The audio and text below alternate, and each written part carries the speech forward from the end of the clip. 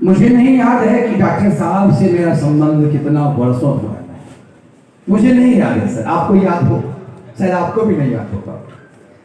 लगभग 15-18 वर्षों से एलिट के सारे प्रोग्राम के अगर कोई चीफ गेस्ट होते हैं तो डॉक्टर सीपी ठाकुर जी होते हैं। इनकी उपस्थिति कुछ उस तरह से है जैसे गार्जियन का होना होता है घर में, वैसे ही एलिट संस्थान के गार्जियन के तौर पर ये इतने वर्षों से, 21 इयर्स का हो गया 19 अगस्त को, और लगभग 18 वर्षों से डॉक्टर सीपी ठाकुर जी का वरदहस्त हमारे माथे पे रहा है, जो हमारी भावनाओं को ऊंचाई तो देता ही है, साथ ही साथ प्रेरणा स्रोत है हमारे। मैं कुछ 2 पंक्तियां बताना चाहता हूं इनके बारे में, फिर तो बहुत सारी बातें होंगी। ये आपके लिए जरूरी है क्योंकि शिक्षक दिवस है, तो जहाँ कहीं से ज्ञान मिले, जहाँ कहीं से सीख मिले, वो हमारा शिक्षक हो जाता है। बचपन में कालाजार हुआ, बचपन में कालाजार हुआ, और उस दौर में कालाजार हुआ जब कोई बचता ही नहीं था। कालाजार के उस दौर में गांव में किसी ने कहा कि गाय का दूध 2 लीटर पर डे पीना है। इन्होंने गाय का दूध 2 लीटर, इनकी मम्मी बोले पिया करो, तो बच जाओगे, बच ही गए। और एक बचे तो इन्होंने जब MBBS की और बहुत सारी डिग्रियां जब ली, इन्होंने शोध किया कालाजार पे। आपको जान के आश्चर्य होगा 2017 में life time achievement award Spain में इन्हें दिया गया, और भारत में सबसे पहले अगर ये सम्मान किसी ने दिया, संस्थान ने दिया। सर हमारे बीच आए 2017 में इसी हॉल में, सबसे सम्मान से सर को हम सभी लोगों ने, पूरे परिवार के लोगों ने मिलकर के सर को फिर से सिरमौर बनाया कि जिस चीज से हमें दिक्कत हुई, हमने उसी चीज पर रिसर्च किया और उसी पर इंडिया का पेटेंट बना। ये समय बीत जाएगा, ये लोग बीत जाएंगे, बीतना ही होता है, लेकिन कुछ चीजें ऐसी होती हैं जो नहीं बीतती हैं। ऐसे ही एक शख्सियत का नाम डॉक्टर सीपी ठाकुर है। जैसा कि सबको पता है, मैं एक पुस्तक लिख रहा हूँ, उस पुस्तक में जीवन के बहुत सारे ऐसे अनछुए हिस्से हैं जो शायद डॉक्टर साहब जानते हैं या थोड़ा मैं जानता हूँ, बहुत लोग नहीं जानते होंगे, जो विमोचित किया जाएगा। हमारे सामने इतने सारे आज मूर्धन्य विद्वान शिक्षाविद हैं। हमारा सौभाग्य है शिक्षक दिवस के अवसर पर जिस तरह से आप हम सभी शिक्षकों से ज्ञान प्राप्त करते हैं, उसी तरह से हम भी अपने समाज, अपने राष्ट्र विभूतियों से ज्ञान और आदर और आशीर्वाद प्राप्त करते रहते हैं। तो आप सबके बीच पद्मश्री डॉक्टर सीपी ठाकुर जी हैं।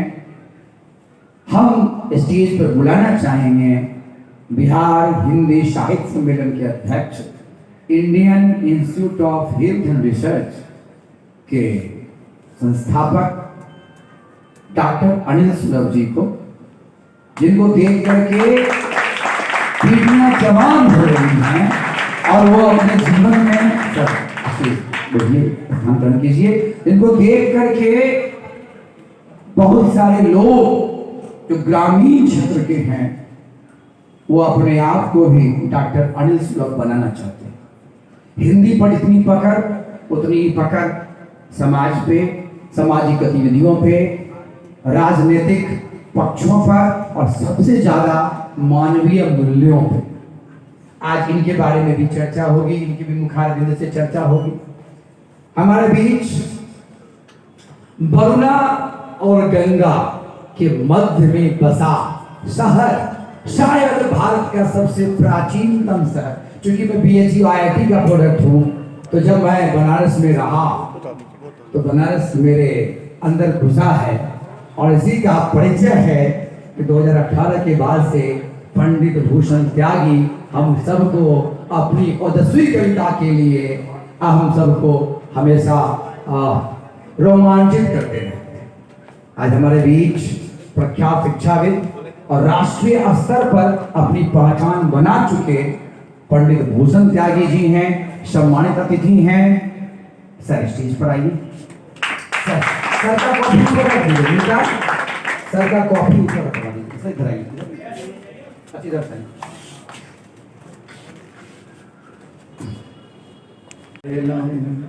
अब तो हमार मन जागन सुतै छै, की कहू अहाँके किछ किछ की कहू अहाँके किछ किछ होइ छै। सर कैसा लगा नाम?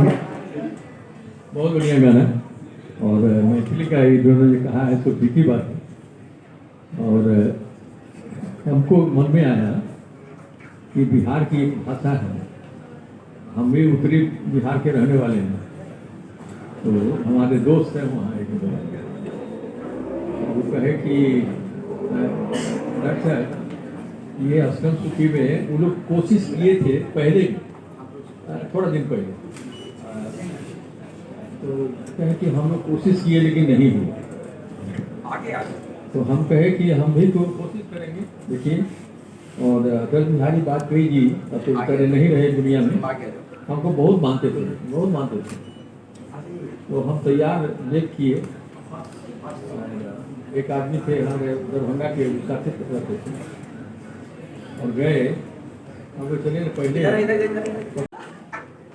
आपके इस मूल्यवान संस्थान में आयोजित भावांजलि समारोह में मंच पर प्रतिष्ठित हम सबके बड़े आदरणीय इस देश के शीर्षस्थ कालाजार विशेषज्ञों में से एक, जो भारत सरकार में स्वास्थ्य विभाग के मंत्री भी रहे, पद्म अलंकरण से अलंकृत और दक्षिण बिहार केंद्रीय विश्वविद्यालय के कुलाधिपति doctor professor CP Thakur ji, मंच पर प्रतिष्ठित आदरणीय कवि त्यागी जी, विद्वान अधिवक्ता मिश्र जी, इस संस्थान के मेरुदंड रुहे रवा श्री अमरदीप झा जी, हमारे सम्मुखस्थ पत्रकार RK मिश्र एवं अन्य अतिथिगण, प्यारे बच्चों,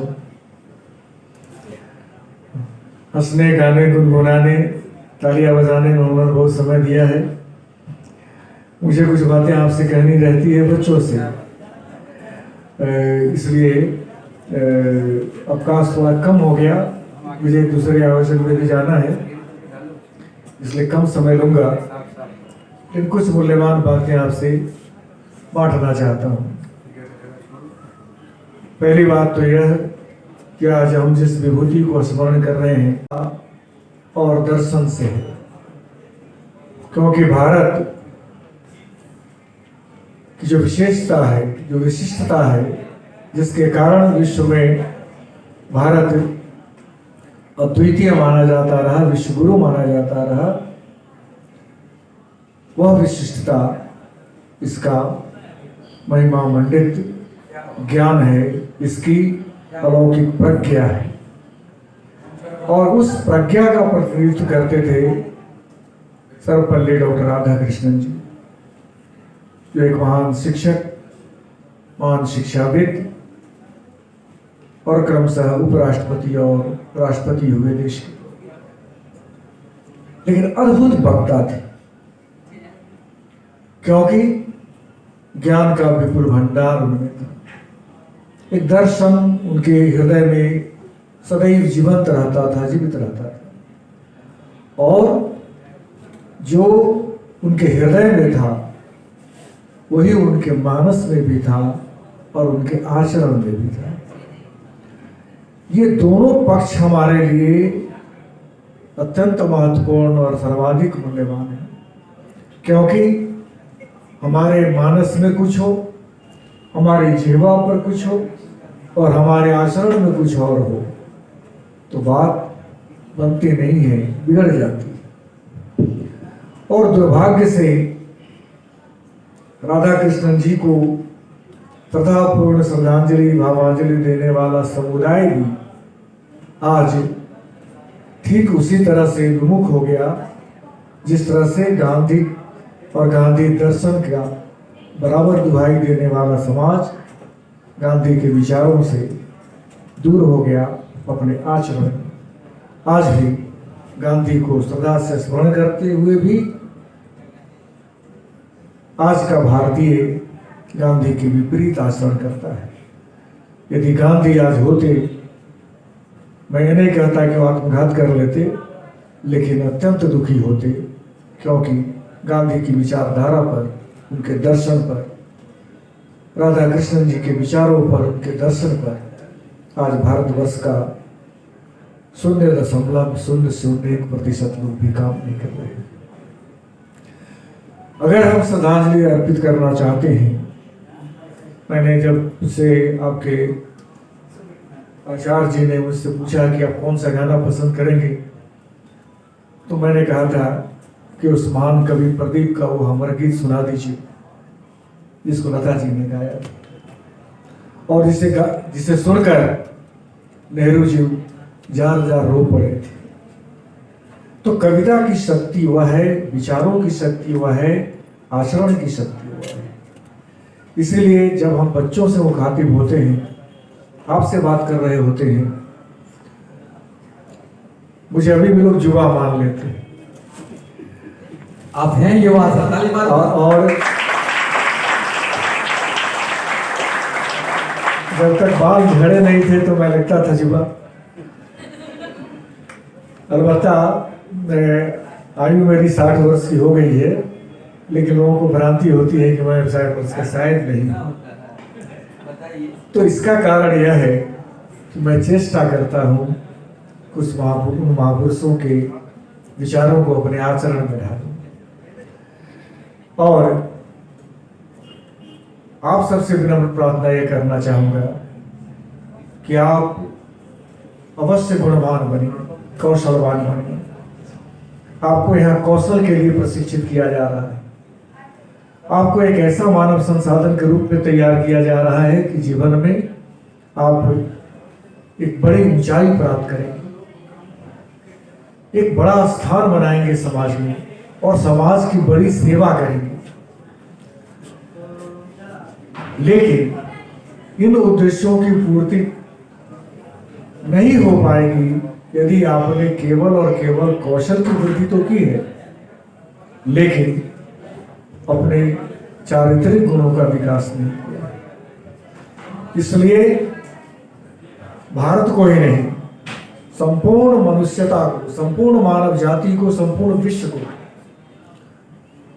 अवश्य ही गुणवान मानव संसाधन चाहिए, लेकिन वह गुणवान मानव संसाधन चरित्रवान होना चाहिए।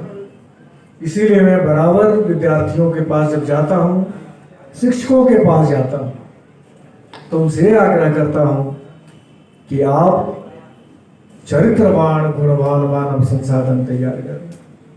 अगर गुण है, प्रतिभा है, किंतु चरित्र नहीं है, तो यह गुण और प्रतिभा उस व्यक्ति के लिए भी और समाज के लिए भी बहुत अहितकारी है। प्रभुत्वम अविवेकिता एकैकमि अनर्थाय किमु यत्र चतुष्टयम्। जवानी, धन संपत्ति, प्रभुता यानी कि सामर्थ्य और अविवेकिता, इस तीनों को श्लोककार ने अनर्थकारी बताया है। लेकिन मेरी दृष्टि कहती है कि इनमें से एक को छोड़ करके कोई भी अनर्थकारी नहीं है। वह अनर्थकारी तब हो जाता है जब वह जिसके बारे में मैं कहने जा रहा हूं वह मनुष्य में आ जाता है, वह है अविवेकिता। अगर विवेक नहीं है तो जवानी भी अनर्थकारी, धन संपत्ति भी अनर्थकारी और प्रभुता तो और भी अनर्थकारी। अब बहुत प्रतिभाशाली है, पहली बार में यूपीएससी उत्तीर्ण हो गए, उसने भी प्रथम स्थान प्राप्त कर लिए, लेकिन आप चरित्रवान नहीं है तो समाज को क्या दीजिएगा। अब ये खूब कथा चल रही है झारखंड की एक बहुत ही प्रतिभाशाली भारतीय प्रशासनिक सेवा के अधिकारी की। तो ऐसा अधिकारी बनना चाहते हैं या सर्वपल्ली डॉक्टर राधाकृष्णन जैसा बनना चाहते हैं, निर्णय आपको करना होगा। इसलिए मैं यहाँ उपस्थित सभी विद्यार्थियों से, जिसे मैं इस देश का भविष्य मानता हूँ, आप बदलेंगे। मैं बराबर कहता हूँ कि मेरी पीढ़ी या मेरी से पहले की पीढ़ी वह गत पीढ़ी है, भूत हो चुकी है। वर्तमान आपका है और आपके कंधे पर है भविष्य का निर्माण करना। इसलिए आप स्वयं का निर्माण करें, चरित्रवान बने, गुणवान बने और देश के बारे में सोचें, समाज के बारे में सोचें। देश और समाज के बारे में आप सोचेंगे तो देश और समाज में आप भी हैं, आपका भी उतना ही लाभ हो जाएगा, भला हो जाएगा। अन्यथा आप गीत गाते रह जाएंगे, सड़क पर महफिलों में नाचते गाते भी रह जाएंगे और उस नाच और गीत का अर्थ बोध भी नहीं कर पाएंगे कि क्या संदेश देना चाहता है कवि, एक गीत में क्या आपको बताया गया है। और आप उसके ताल पर झुकते तो हैं सपेरे के आगे नाग की तरह, लेकिन आप जो समाज को मूल्य दे सकते हैं वो देना छोड़ देते हैं। मैं आह्वान करना चाहता हूँ और शिक्षकों को आज बहुत ही प्रणाम निवेदित करते हैं कि आप पर एक बहुत बड़ा प्रश्न खड़ा हो गया है। आज इस संस्था पर यानी कि शिक्षक संस्था पर भी बहुत बड़ा प्रश्न उठाया जाता है कि शिक्षक स्वयं भ्रष्ट हो गए हैं तो विद्यार्थियों को क्या नीतिवान और चरित्रवान बनाए। तो शिक्षक इसलिए सम्मानित हैं कि वे समाज के सामने, विद्यार्थियों के सामने एक आदर्श रखते, उन्हें देख करके बच्चे सीखते। आज दुख होता है मुझे कहते हुए कि वे 3 संस्थाएं जो समाज की नई पीढ़ी को प्रेरणा देती थी, माता, पिता और शिक्षक, इन तीनों ही संस्थाओं पर एक बहुत बड़ा प्रश्न खड़ा है। और इस प्रश्न का उत्तर अब तो मुझे लगता है कि नई पीढ़ी ही दे सकेगी, हम तो निरुत्तर हो चुके हैं। मैं इन्हीं शब्दों के साथ आप सबको शिक्षक दिवस की बहुत ही हार्दिकता से बधाई देते हुए, शिक्षकों से आग्रह करते हुए कि आपका आप में जितनी भी अच्छाइयाँ हैं वो सारी अच्छाइयाँ बच्चों को दीजिए। अगर कुछ बुराइयाँ आप में हो तो उसे दबा करके रखिए, बच्चों पर प्रभावित नहीं होने दीजिए। आप एक नए भविष्य का निर्माण करना है। ऐसे संसार में कोई भी नहीं जो अच्छा ही अच्छा हो, उसमें कोई बुराई नहीं। और ऐसा भी है कि संसार में ऐसा कोई भी नहीं जो जिसमें केवल बुराई हो, एक भी गुण ना हो। हर व्यक्ति में गुण होते हैं, लेकिन एक विवेकवान व्यक्ति निर्णय करता है कि हमें क्या करना चाहिए, समाज को क्या देना चाहिए। गालिब ने एक शेर कहा था कि वाइज बुरा न मान, गालिब बुरा न मान, जो वाइज बुरा कहे, कौन ऐसा है सब अच्छा कहे जिसे। राम और कृष्ण को लोगों ने छोड़ा नहीं, ईसा को सूली पर चढ़ा लिया, लेकिन अगर वो अच्छा है, सच्चा है, तो सदियां उसे याद करती हैं। और अगर आप एक भी गलती कर जाते हैं, बड़े लोग अगर एक भी गलती करते हैं तो सदियां भी उसको माफ नहीं करती। वो ज़र्फ भी देखा है, तारीख की नज़रों से लम्हे ने खता की, सदियों ने सजा। अपना एक शेर कह करके बात खत्म करूँगा कि सहरा में दो बूंद आब सी है जिंदगी, खूबसूरत मगर ख्वाब सी है जिंदगी। किस बात का गुमा है, किस भरम में उम्मीद, उफनती हुई नदी में नाव सी है। Just to all,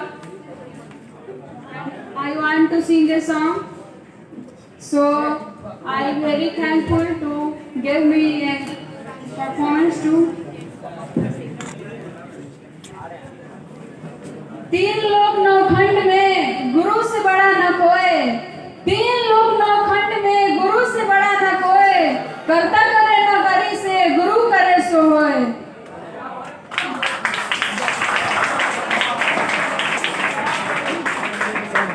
हेड पे जा रहा माइक हेड पे।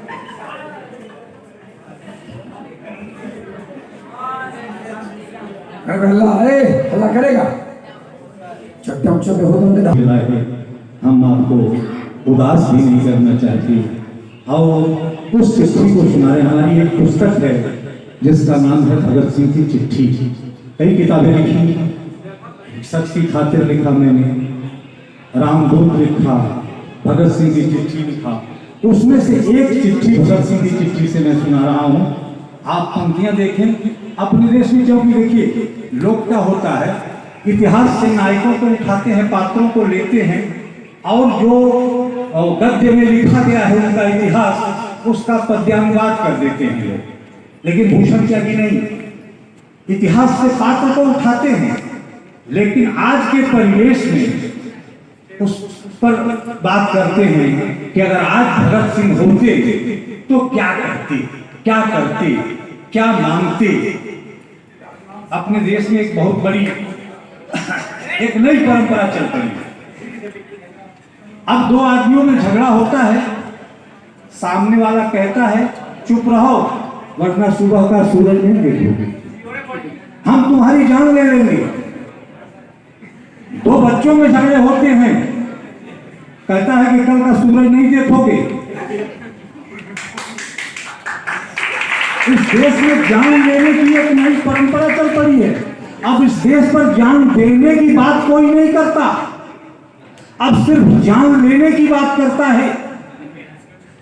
ऐसे में जिन लोगों ने इस देश के लिए बलिदान किया, एक दिन स्वर्ग में चंद्रशेखर आजाद ने कहा, भगत सिंह अपने प्यारे देश को देख रहे हो, अपने प्यारे देश को देख रहे हो? कहां देख रहा हूं, बहुत गलत दिशा में जा रहा है। कहा क्या तुमने इसीलिए हंसते हंसते अपना बलिदान किया था? कुछ किया तुमने? कहा हाँ किया है ना। हमने एक चिट्ठी भेजी है हिंदुस्तान में भूषण त्यागी के पास। भूषण त्यागी उस चिट्ठी को बांट रहे हैं।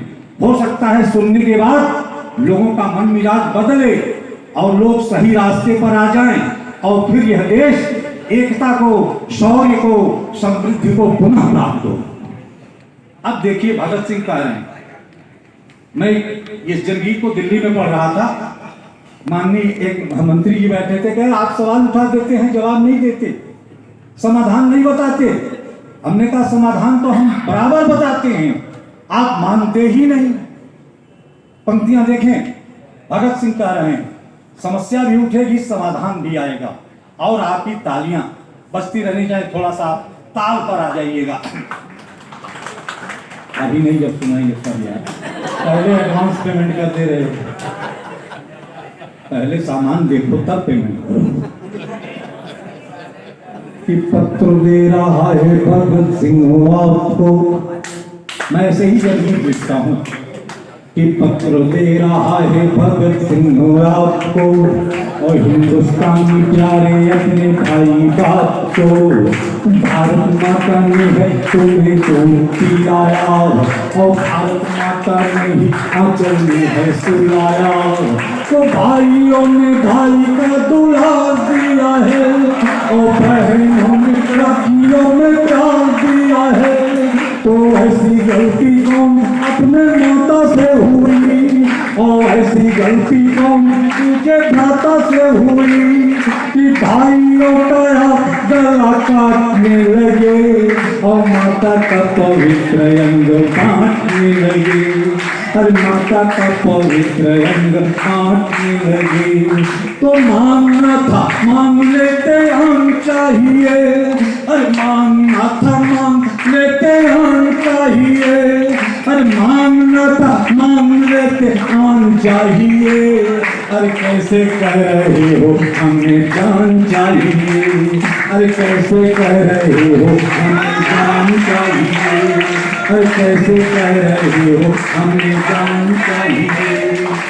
अब देखो समस्याएं उठ रही हैं, जैसे जैसे बात आगे बढ़ेंगे समस्याएं और समस्याओं का समाधान।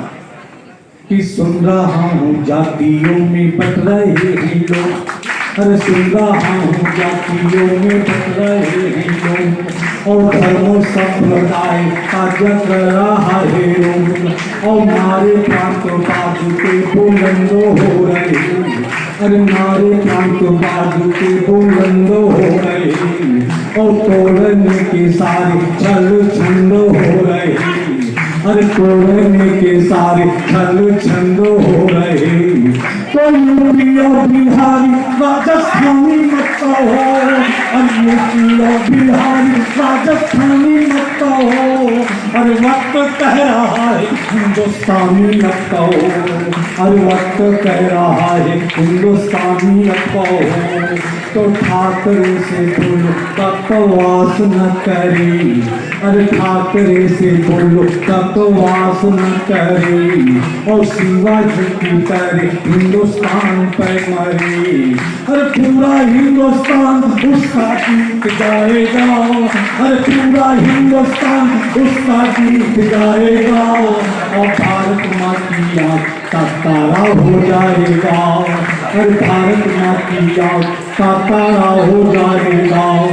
तो जिंदगी से पहले स्वाभिमान चाहिए, अरे जिंदगी से पहले स्वाभिमान चाहिए, अरे कैसे कह रहे हो हमें जान चाहिए, अरे कैसे कह रहे हो हमें जान चाहिए।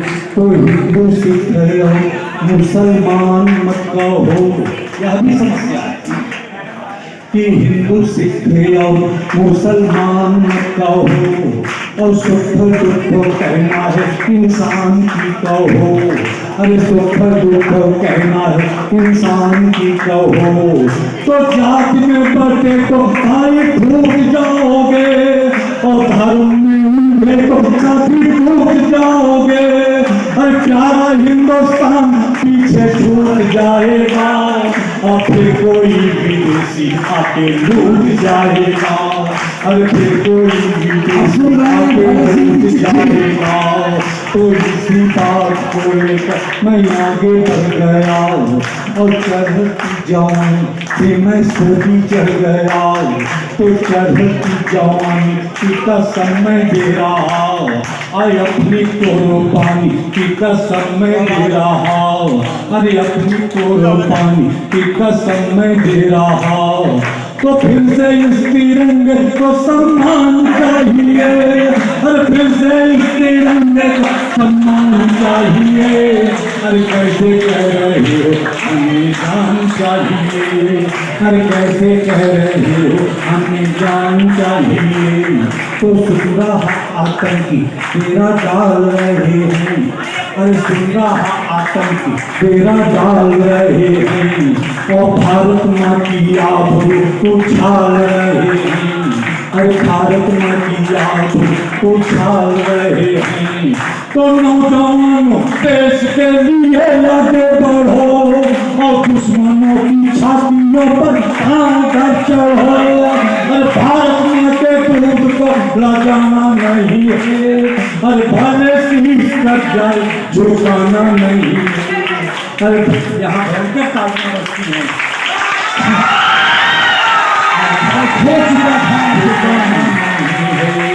तो यही जान करके हमने प्राण गंवाया, और भारत माँ की गोद में खेल न पाया, और स्वर्ग में बैठा भारत पे मुरारे, और फिर से हिंदुस्तान में आने की चाह है। अरे मुझको कश्मीर की घाटी बुला रही, और गंगा के कछार की माटी बुला रही, अरे गंगा के कछार की माटी बुला रही। तो फिर से इस तिरंगे को सम्मान चाहिए, फिर से इस तिरंगे को सम्मान चाहिए। अरे कैसे कह रहे हो हमें जान चाहिए, अरे कैसे कह रहे हो हमें जान चाहिए। आखिरी पैरा भरती चिट्ठी लिखते हैं, आखिरी पैरा देखें, एक ऐसा यथार्थ कह रहे हैं, एक ऐसा सच कह रहे हैं, अब तो सामने आ गया है।